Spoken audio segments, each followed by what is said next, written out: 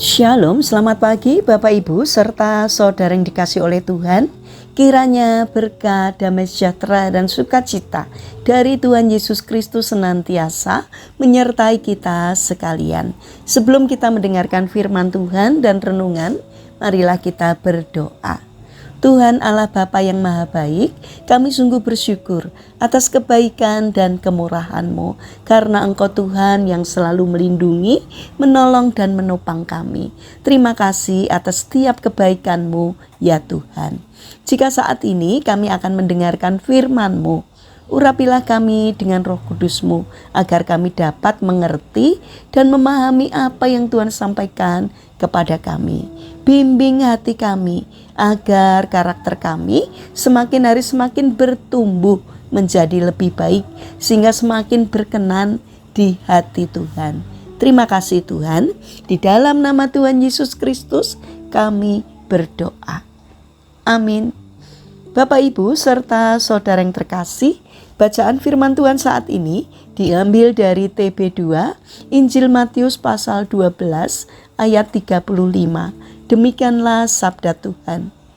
Orang yang baik mengeluarkan hal-hal yang baik dari perbendaharaannya yang baik, dan orang yang jahat mengeluarkan hal-hal yang jahat dari perbendaharaannya yang jahat.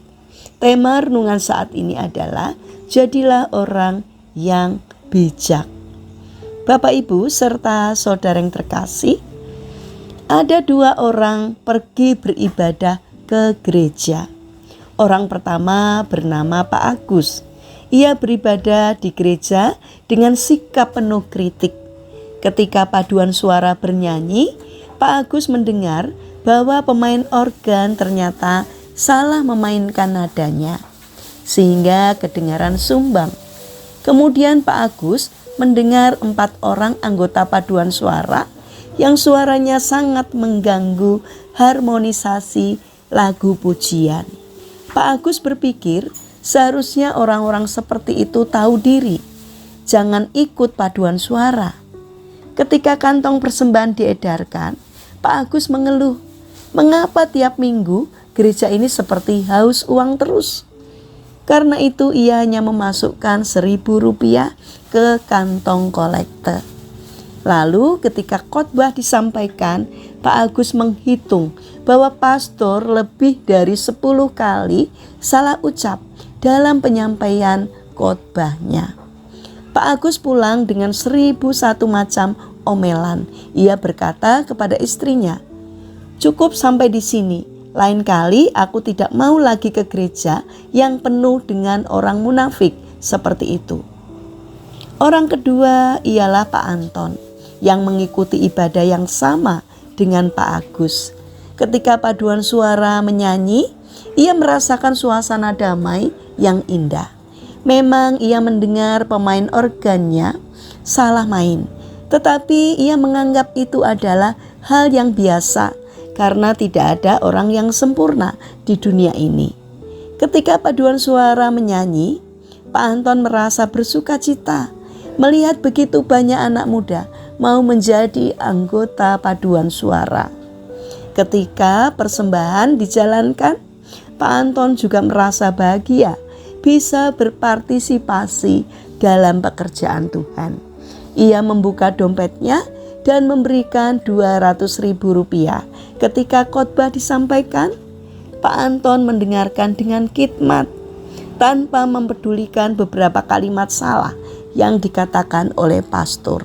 Ketika pulang, Pak Anton berkata kepada istrinya, "Alangkah indahnya ibadah tadi itu ya Bu."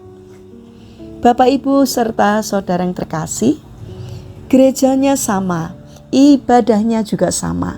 Namun kedua orang itu mendapatkan hasil yang berbeda karena keduanya mempunyai sikap yang berbeda.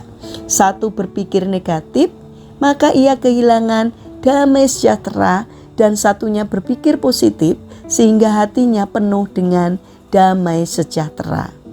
Jadi marilah kita berpikir, berperasaan, berkata, bersikap yang baik dalam segala hal, supaya kita juga mendapatkan hasil yang baik. Mari kita bangun karakter untuk berpikir positif dalam segala hal, agar kita mendapatkan damai sejahtera yang berlimpah dari Tuhan. Mari kita berdoa.